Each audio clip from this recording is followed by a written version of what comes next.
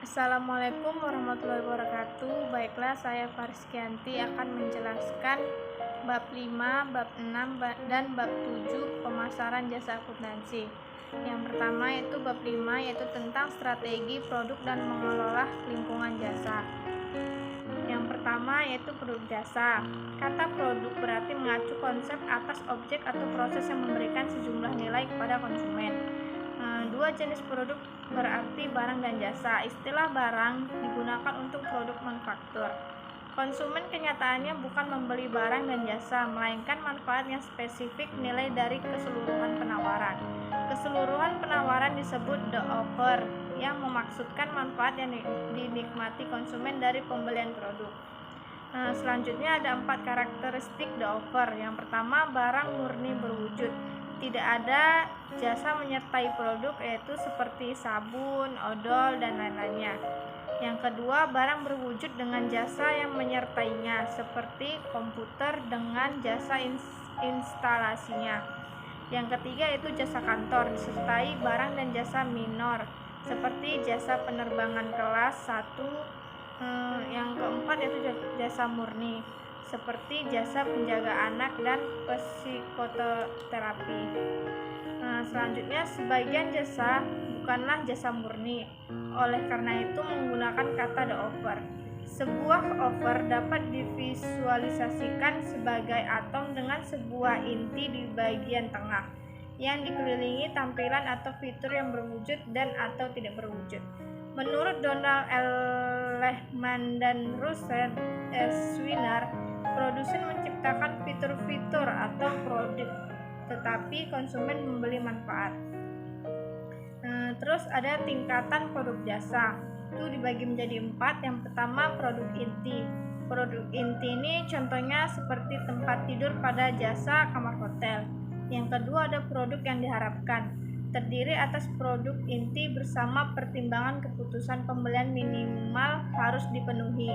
Contohnya itu ruang tunggu yang nyaman di bandara, lift yang bersih.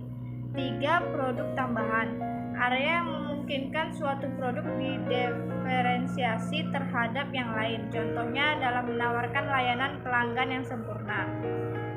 Terus yang keempat ada produk potensial, tampilan dan manfaat tambahan yang berguna bagi konsumen atau menambah kepuasan konsumen. Dapat memberikan kelebihan guna meningkatkan biaya pindah sehingga konsumen berpikir ulang atau sulit beralih ke produk lainnya. Contohnya itu kemudahan atau layanan khusus bagi konsumen yang telah menjadi anggota atau member perusahaan. Selanjutnya ada 3 jenis merek menurut Avijit Ghose. Yang pertama, manufactured brand, itu diciptakan dan didistribusikan oleh perusahaan pembuat produk tersebut. Misalnya PT Takaful Keluarga yang meluncurkan asuransi syariah Takaful. Yang kedua ada house brand, mereka yang dikembangkan oleh tempat produk dijual. Misalnya pada bisnis retail, PT Hero Supermarket mengemas dan membeli merek sendiri produk-produk air minuman dalam kemasan, gula, pakaian, dan berbagai merek lainnya. Yang ketiga itu ada generic brand, produk tanpa merek tertentu, contohnya beras, minyak, dan produk lain yang dijual di agen-agen. Selanjutnya ada kualitas jasa banyak bergantung pada satu, reliability atau keterandalan. Yang kedua ada responsiveness atau ketanggapan. Yang ketiga ada asuransi atau jaminan. Yang keempat ada empati atau empati. Mengelola lingkungan jasa. Bukti fisik adalah lingkungan fisik perusahaan tempat jasa diciptakan dan tempat penyedia jasa dan konsumen berinteraksi. Ditambah unsur berwujud apapun yang digunakan untuk mengkomunikasikan atau mendukung peranan jasa itu. Bukti fisik dalam bisnis jasa dapat dibagi menjadi 2 tipe, yaitu 1 bukti penting dan 2 bukti tambahan. Dari lingkungan jasa, yang pertama, lingkungan menyampaikan jasa memiliki banyak fungsi penting karena lingkungan jasa berperan sebagai pembentuk pengalaman dan perilaku konsumen. Lingkungan jasa memiliki 3 media penciptaan, yaitu yang pertama media pencipta pesan, yang kedua media atau sarana pencipta penarik perhatian, yang ketiga ada media penggugah emosi atau perasaan. Yang kedua, lingkungan jasa juga berperan sebagai pembentuk citra, penentuan posisi, dan diferensiasi produk jasa. Yang ketiga ada lingkungan jasa juga berperan sebagai penambah nilai atau proposisi nilai suatu jasa. Yang keempat ada lingkungan jasa berfungsi sebagai alat untuk memfasilitasi proses jasa dan meningkatkan produktivitasnya. Selanjutnya itu bab 6. Strategi penentuan harga jasa dan saluran penyampaian atau distribusi jasa. Harga ini ada dua pengertian. Yang pertama, harga adalah kegiatan penentuan harga memainkan peran penting dalam proses bauran pemasaran. Karena penentuan harga terkait langsung nantinya dengan pendapatan yang diterima oleh perusahaan. Yang kedua, ada keputusan penentuan harga penting dalam menentukan seberapa jauh sebuah layanan atau jasa dinilai oleh konsumen dan juga dapat proses membangun citra.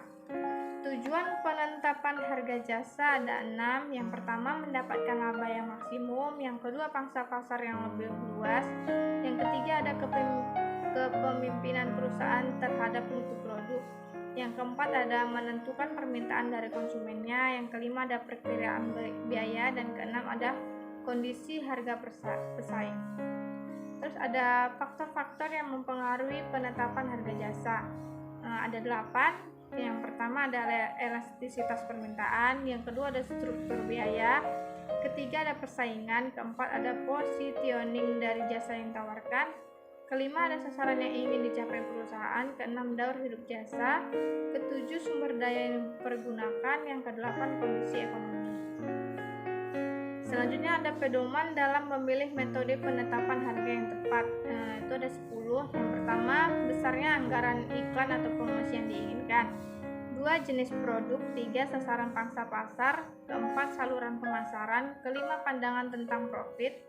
6. Ada keragaman atau keunikan produk itu. 7. Ada atau tidaknya jasa tambahan. Ke-8 ada daur hidup penggunaan produk, 9 amortisasi investasi, dan ke-10 ada ancaman pesaing baru. Selanjutnya ada saluran penyampaian atau distribusi jasa. Pengertiannya yaitu saluran distribusi adalah saluran yang digunakan oleh produsen untuk menyalurkan barang dari produsen sampai ke konsumen atau pemakai industri. Alasan perusahaan menggunakan saluran distribusi atau penyampaian itu ada 4. Yang pertama, produsen kekurangan dana untuk memasarkan langsung kepada konsumen. Yang kedua, jika dana mencukupi seringkali digunakan untuk investasi pada bidang lain. Yang ketiga, ada lembaga perantara memiliki keahlian khusus.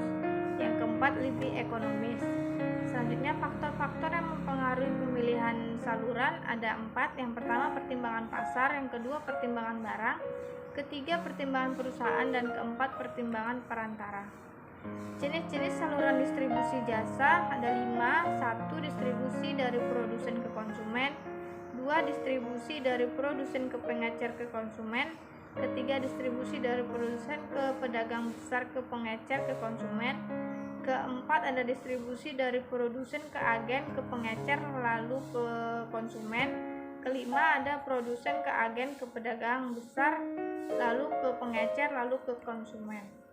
Selanjutnya bab 7, strategi promosi dan komunikasi jasa dan strategi sumber daya manusia.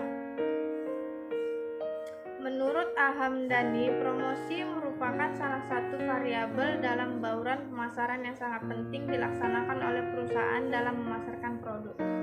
Kegiatan promosi bukan saja berfungsi sebagai alat komunikasi antara perusahaan dengan konsumen, melainkan juga sebagai alat untuk mempengaruhi konsumen dalam kegiatan pembelian atau penggunaan produk sesuai dengan kebutuhan dan yang diinginkannya.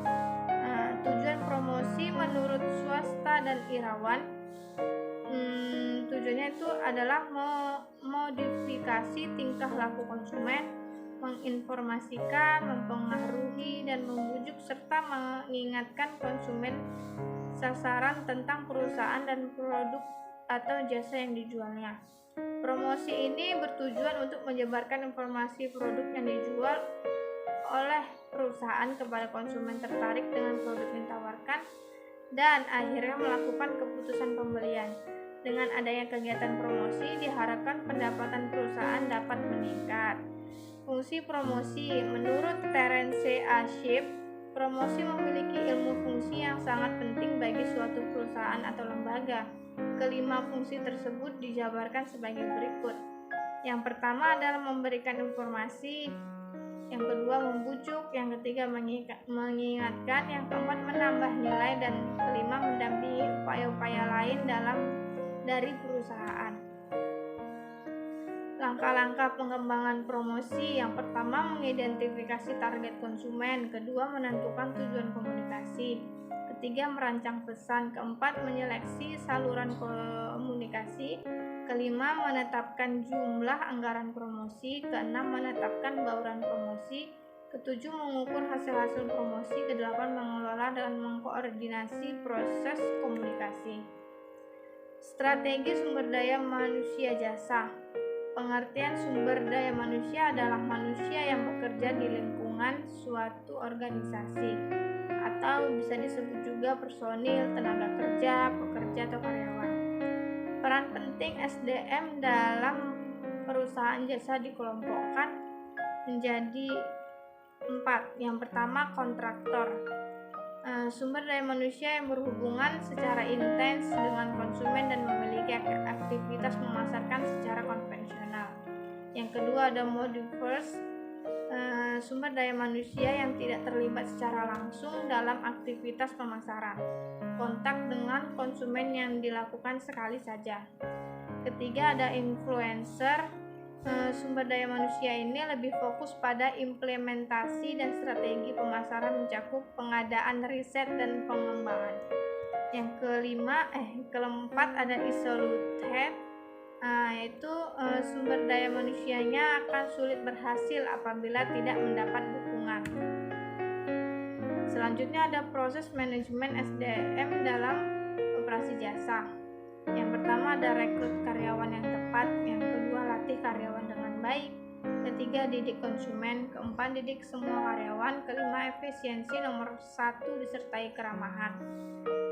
Yang keenam ada standarkan sistem dalam menangani konsumen, ketujuh ada proaktif, dan 8 evaluasi kinerja secara rutin. Sekian presentasi dari saya ucapkan terima kasih. Assalamualaikum warahmatullahi wabarakatuh.